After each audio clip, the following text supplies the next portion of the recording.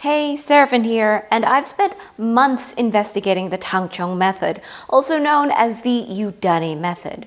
I've read the many relevant papers and made dozens of breads. Along the way, I've released a wide variety of videos on bread made with the Tangzhong method. There are lots of interesting scientific, historic, and cultural facts scattered in those videos. And in between the releases of those videos, I've also answered a lot of the questions that some of you guys have asked.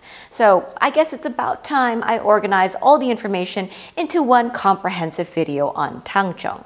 Now, before diving into the details, I have a few things I want to clear up. First, I have no vested interest or preference in stating that Tangzhong or Yudane originated from this or that country. Added to that, I am also living in a country that is geographically far away from the country of origin of Tangzhong or Yudane.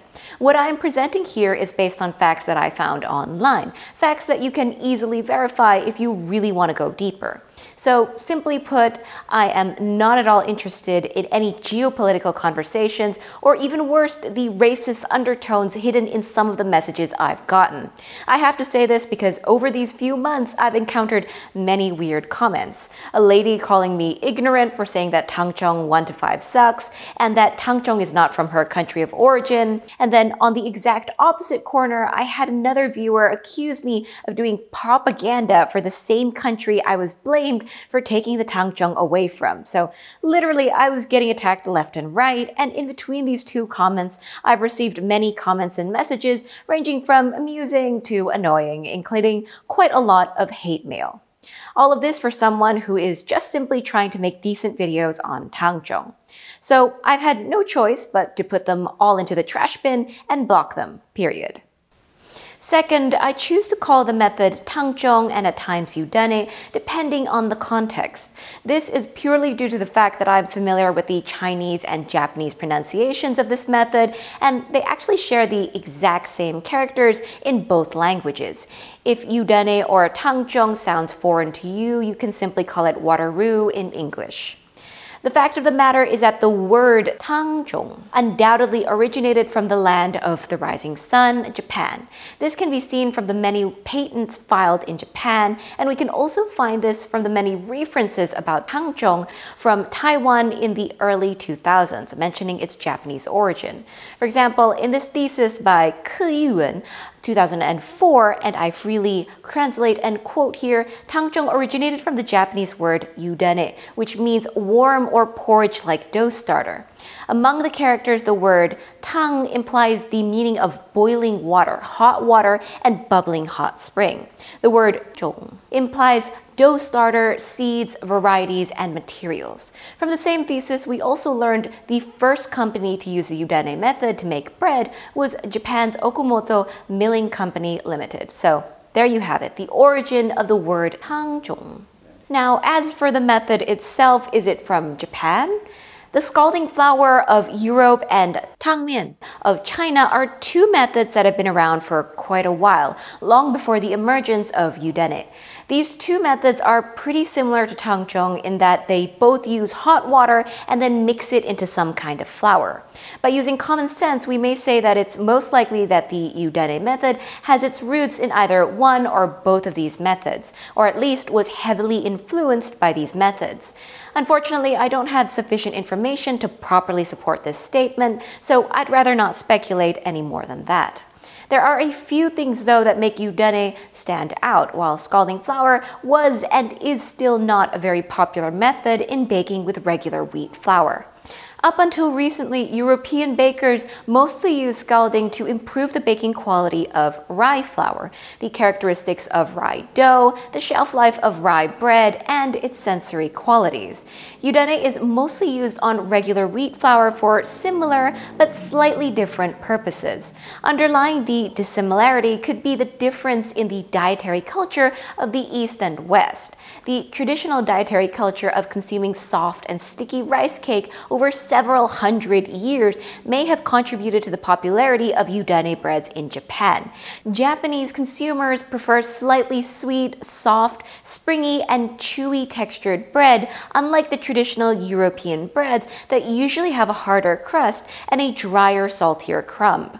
Yudane breads have been known to bring out the natural sweetness and flavor with a soft, moist, and springy crumb.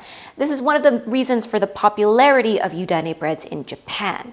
Yudane breads first gained widespread popularity in Japan in the early 2000s. These Japanese Yudane breads then spread to Taiwan through the 7-Eleven convenience stores.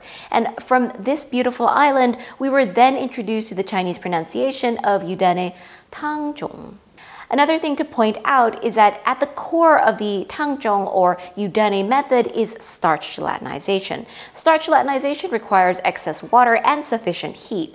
Technically, starch granules that are soaked in water with a water content higher than 60% weight by weight are said to be in excess water.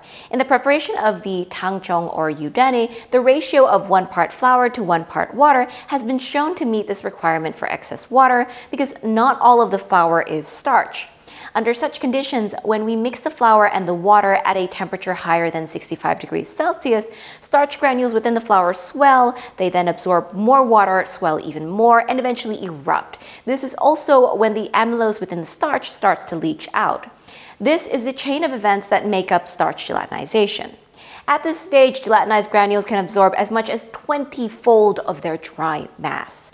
In the preparation of Tangzhong, we use boiling water, which we quickly mix into the flour. This is a standard practice that easily provides us with a sufficiently high temperature for starch gelatinization to happen. Besides starch gelatinization, the high temperature also denatures some of the proteins in the flour. In the context of bread making with Tangzhong, denaturation of proteins in the flour used for Tangzhong means we are left with less protein for the gluten network in the final dough. The last part has consequences that we need to mitigate, which is something we're going to touch on later. Knowing all of this about Tangzhong, we can easily infer that the Chinese Tang Mian method of making dumpling wrappers or mantou cannot exactly be considered the same as the Tangzhong method. I am talking about Tang Mian Zhengjiao, a famous traditional dumpling from the Jiangsu area of China, or Tang Mian mantou, traditional Chinese steamed buns. In these Chinese recipes, the amount of water is never equal to the amount of flour, and additionally, the boiling water is usually introduced gradually. What these recipes achieve is the partial denaturation of protein and partial gelatinization of starch, which is why the Tang Mian method is rather different from the Tangzhong method. And they are purposely made in such a way to suit the traditional dumpling and mantou. You don't really want to make these traditional foods using the Tangzhong or Yudane method as much as you don't want to make Japanese milk bread, shokubang, using Tang Mian. The methods are similar but ultimately different. Now, one more thing to add is that the Tangzhong or Yudane method does rely heavily on science. There are many excellent papers online that shed light on this method. This is quite important because baking is pretty much a scientific experiment. We combine the laws of physics, biological processes, and chemical reactions, the combination of which produces the bread we want. In most published papers with peer-reviewed scientific experiments are usually done in duplicate, triplicate, or even more. And after that, the results are measured to make sure they fall below a predetermined level of statistical significance, usually set at below 5%. All of this has to be carried out meticulously before the results can be confirmed as valid scientific facts that are worth mentioning in the conclusion or abstract of the paper. So, in simpler terms, this scientific process ensures the results are replicable as long as we follow the steps under the conditions set in the experiment, which is exactly what we were looking for in a baking recipe. With a sound understanding of the science behind the baking process, you can easily spot the many fallacies perpetuated online and offline. Take Tangzhong 1 to 5, for example. I have a dedicated video talking about this, so I'm not going to repeat everything again, but I want to add this. The irrational addition of so much water ends up making the Tangzhong kind of ineffective, restrictive, and it kills the flexibility in its usage, basically killing the creativity. The amount of water evaporated during its preparation has led to a ridiculous and baseless myth that says Tangzhong dough needs 75% hydration. It's really just one sloppy act followed by another sloppy fix. Pretty much like the medieval folks who believe that the Earth is the center of the universe, and when the retrograded movements of planets such as Mars and Venus couldn't be explained by their geocentric view, they came out with all sorts of ridiculous fixes. It's 2023, we can do better than that. Okay, putting all of that aside, let's talk about the practicality of making Tangzhong and its many applications. To prepare Tangzhong, we start by calculating the amount of flour that we want to use for our Tangzhong. Usually we use a fraction of the total flour that we want to use for our bread dough. I've been experimenting with flour percentages for Tangzhong in the range of 10 to 35% and have had some very good results for a wide variety of bread. Now, to understand how much flour we can use for our Tangzhong and how it can affect our bread dough, let's take a look at this paper. Here I quote, "The water absorption for bread making and final proofing time in this method increased according to the increase in added Yudane dough volume. On the other hand, the gas retention of dough, gassing power, and specific loaf volume decreased with the increase in the amount of added Yudane dough. Bread appearance and crumb grain were also slightly degraded with the increase of added Yudane dough. Meanwhile, the moisture content of the bread increased significantly according to the volume of added Yudane dough, reflecting the increase of water absorption for bread making." Also from the paper, all saccharide contents in Yudane breads except for glucose and fructose were significantly higher than those of the control. Especially the total saccharide and maltose contents of Yudane 40% were about 2 times those of the control. And the Yudane breads just after baking, especially that of the Yudane dough 40%, Yudane 40%, were softer, and the staling of the breads, especially Yudane 40%, was retarded compared with the control. Although this final result appears to be at odds with the results of Ke Yuen's thesis, I've already explained the discrepancy in my previous video. It's most likely due to the difference in water absorption. So once we have the amount of flour we want to use, we're going to drop this amount of flour into the pre-prepared boiling water. The amount of water used is normally the same weight as the flour or double, making it a flour to boiling water ratio of 1:1 or 1:2. We then mix the two well until you see all the flour is fully hydrated. Then we leave the mixture to cool down to room temperature.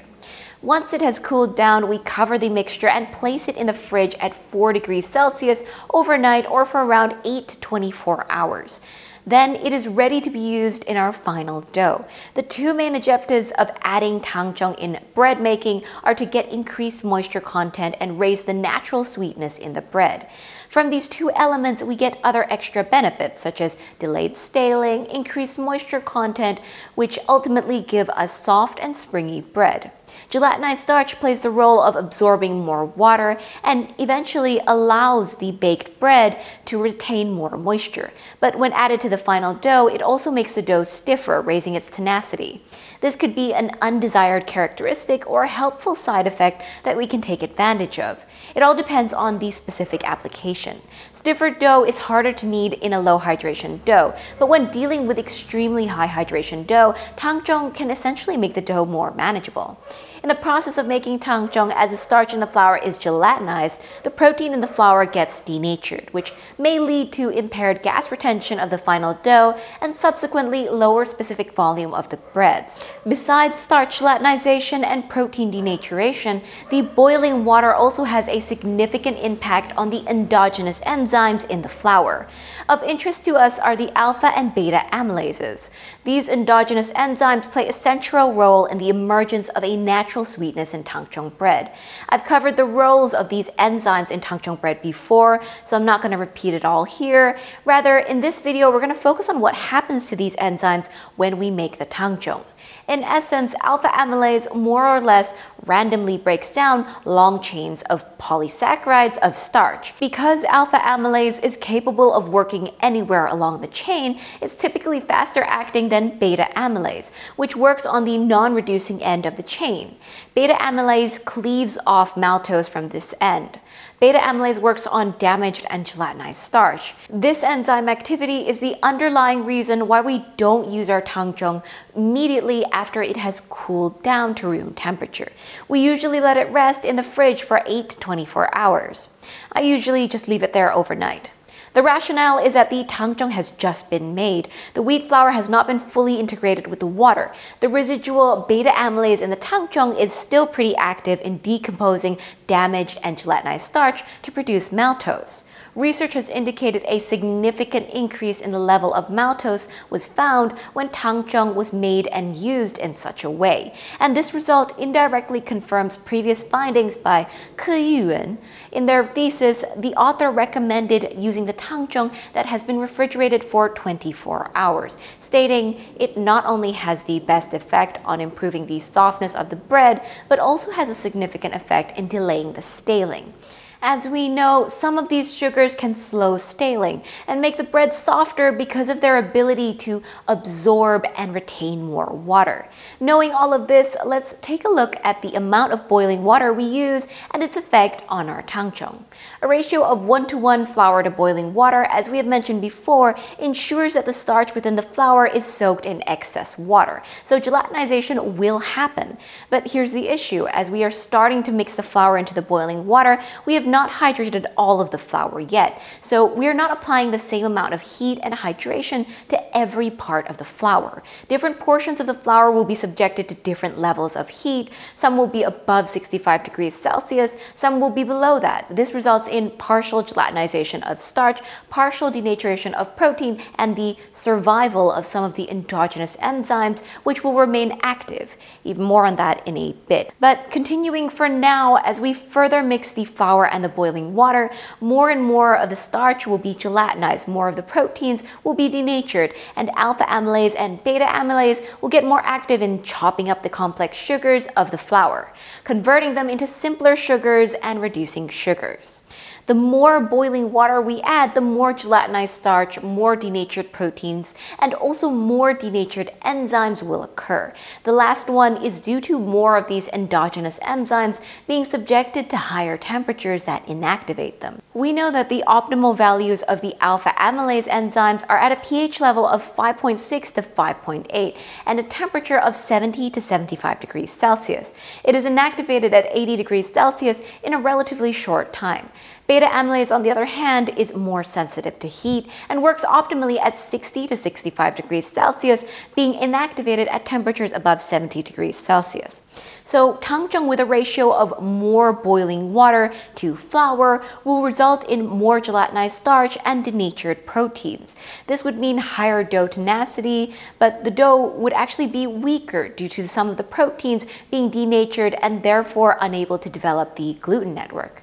At the same time, as we said earlier, the heat would also result in more denatured alpha and beta enzymes, resulting in less reducing sugars, ultimately resulting in our Tangzhong giving us less of that natural sweetness. So to get that natural sweetness and flavor, we would have to rely on the endogenous enzymes in the remaining flour of the final dough. But here's the issue. Judging by their optimal operating temperatures, there's only a limited window of time during baking, during the short span of the oven spring, that these endogenous enzymes have the opportunity to really kick into action, and obviously we won't get the optimal effects of using Tangzhong. So what can we learn from all of this? 1. Don't add too much boiling water.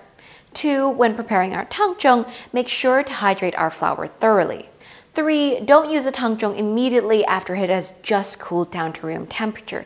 Instead, put it in the fridge for 8 to 24 hours. Use it after that. Now, with all these complex chain reactions underlying such a simple procedure, you might be tempted to think that slow cooking the Tangzhong mixture on the stove and raising the flour to water ratio to 1:5 sounds like a good idea.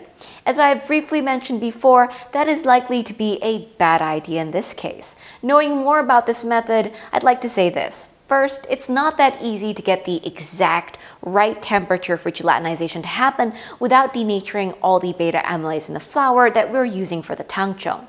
You are supposed to cook the mixture to 65 degrees for gelatinization to happen.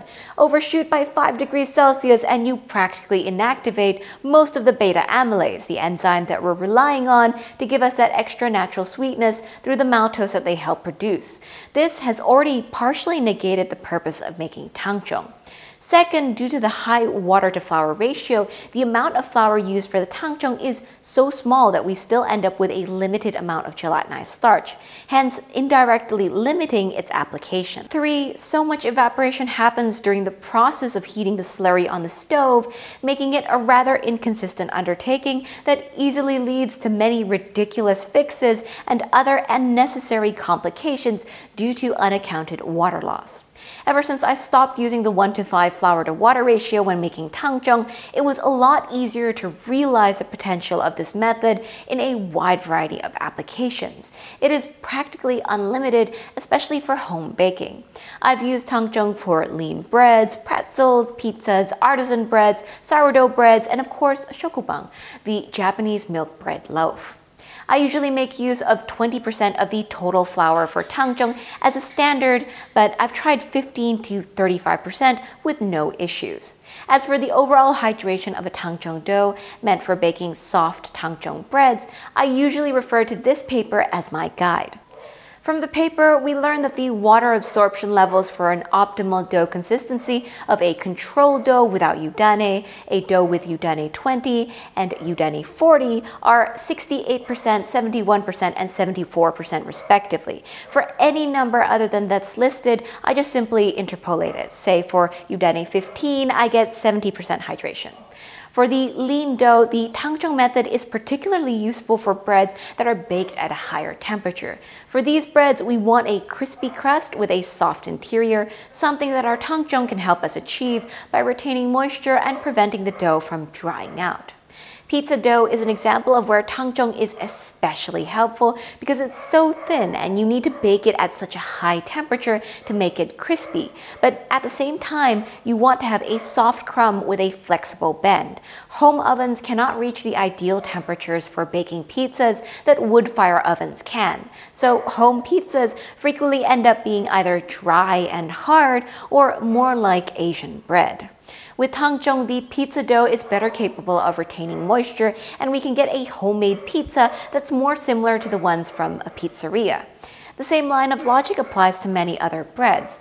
I found it to be a great way to make higher hydration breads. To determine how much water we can add to the dough of the breads we make, I use this paper to guide me. It's actually meant for pizzas, but I've tried it on other doughs with great results. And that's it for this video. Thanks for watching and bye!